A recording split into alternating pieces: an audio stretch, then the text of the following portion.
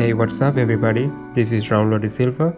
In this tutorial, I'm going to show you how to flat design a mouth-watering hamburger using Adobe Illustrator.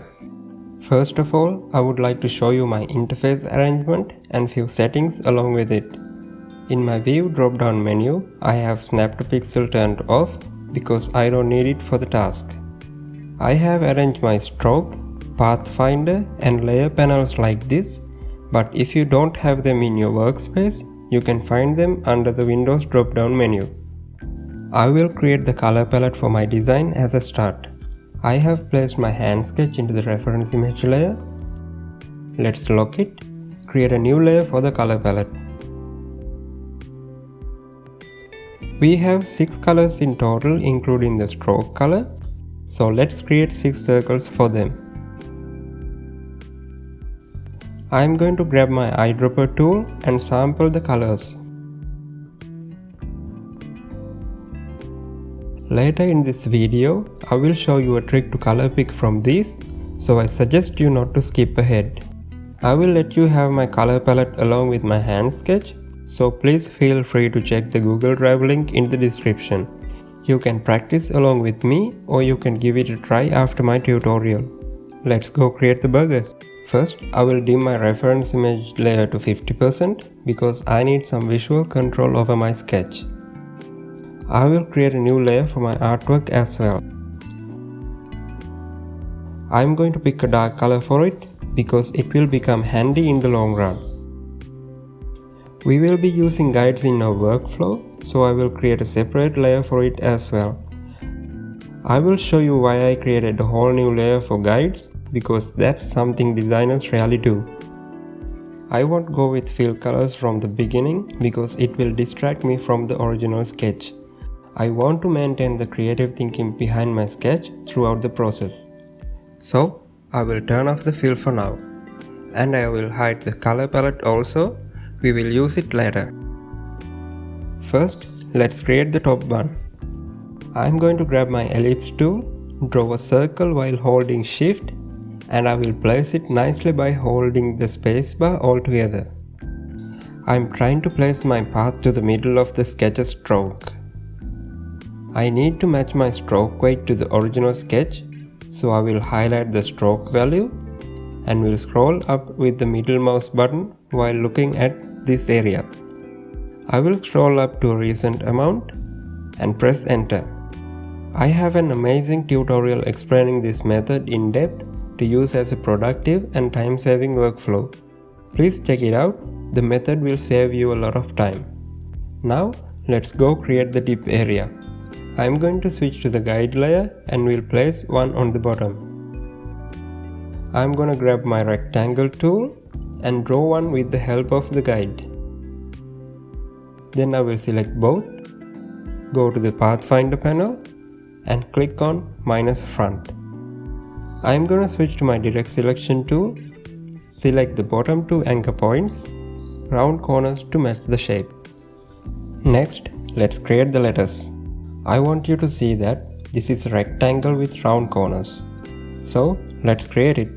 I am going to grab my rectangle tool, draw one similar to the sketch, then round the corners. Let's do a horizontal align center operation to the letters by selecting both top bun and letters and reselecting the top bun to make it the subject. Now they are perfectly in line. Well, I have made a mistake. I had drawn my shapes in the guide layer, not in the artwork layer. Let me fix it. I will select both shapes, move to layers panel, click and drag this icon to the artwork layer. I am very happy that I made that mistake, so I was able to show you how to tackle that. Let's move on to the rest of the design. Well, if you take a look and pre-plan the rest, you can see that the tomato, meat and the bottom bun are all behind this dripping cheese layer. So we can go ahead and create them first, and on top of those we can create the cheese layer. I'm gonna create a simple rectangle for the tomato.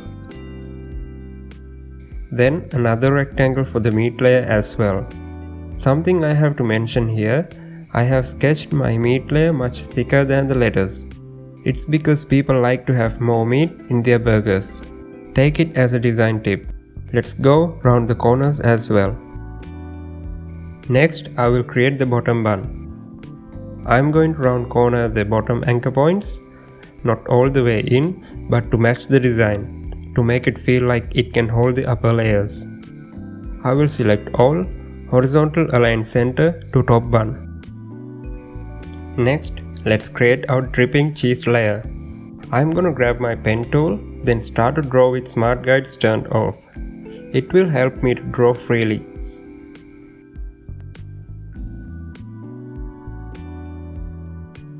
I will go out of the design and I will show you in a moment how to tackle it, so I suggest you not to skip ahead. You can switch from pen tool to direct selection tool by pressing and hold Ctrl or Command key to tweak the anchor points. Release the key back in the pen tool. Let's complete the path. Now let's remove the excessive parts. Select the cheese and tomato layers, then grab the shape builder tool. Press and hold Alt or Option key. You will see the change of cursor icon. Click and drag where you want to remove the excessive parts. We are done with our cheese layer. Now the most interesting part. Let's add colors to our artwork. Let me turn on my color palette layer and show you the trick to sample colors. If I select a shape and pick a color from the palette, simply by using the eyedropper tool, the stroke will go away, but the fill will be applied. It's happened because the eyedropper tool sampled the properties of the sampled shape, which is our simple circle without a stroke. Well, to grab only the fill from the circle, follow these steps. First, let me undo the changes. Go to the Fill and Stroke tool panel, make the fill as subject by bringing it to the front. Then grab the eyedropper tool, go to the circle and click to sample the color while holding Shift. With that, the color will be applied only to the subject property, in this case, the fill. Let's apply colors to the rest of the artwork with the same procedure. Now we've come to the point to sample color to our stroke. Let's select all, go to the Fill and Stroke tool panel, make the stroke as subject this time by bringing it to the front.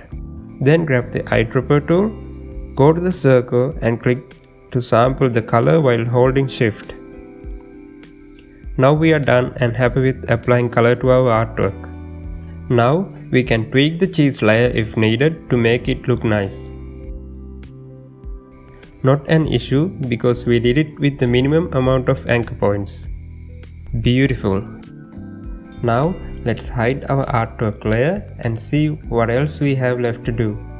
We have Sesame to add and some shading on the buns. Let's start with the shading. I have more shading under the meat than under the top bun. It's because I wanted to give much depth to the meat, to give the feeling of there's more in it. Take it as a design tip as well. Let's duplicate both top and bottom buns to the side.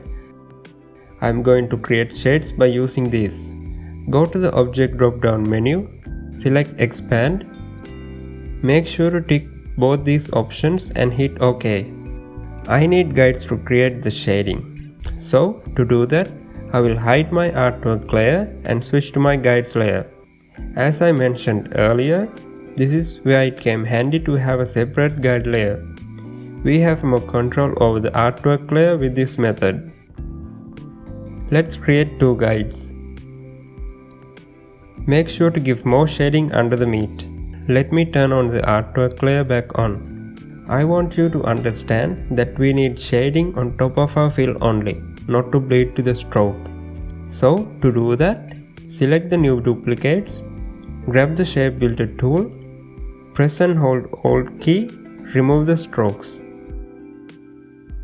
I will turn on Smart Guides, then I will draw two rectangles with the help of guides like this.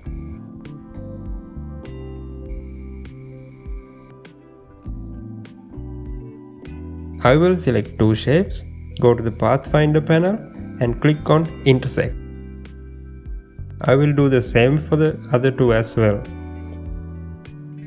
Let's select both shapes and double click on Fill and reduce brightness down to about 85%. Then let's horizontal align center them by making the top one as the subject. Let me zoom in and show you the accuracy of what we've done. Perfect for the task. Now we can add Sesame on top of the bun. I will create a new layer for it. Name it Sesame and turn off the artwork layer. Here's a tip. The sesame seeds are white in my sketch. If we choose to go white in the beginning, we won't be able to identify where we put the sesame. So, sample a temporary color and place the seeds. Circles will be enough. Place them naturally by making duplicates as you go. Make sure the overall design looks nice. Now we can make them white. Turn on the artwork layer and tweak them if needed. Then I will draw the table lines.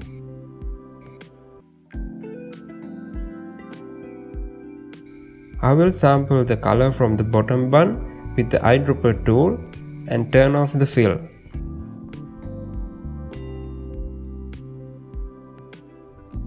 I will go to the stroke panel and make it a round cap.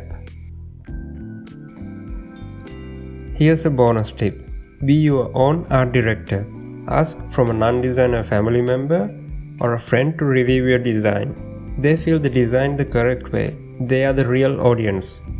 Please check the Google Drive link in the description. Keep learning, keep practicing. Thanks for watching, and I will see you soon with another informative tutorial. Goodbye.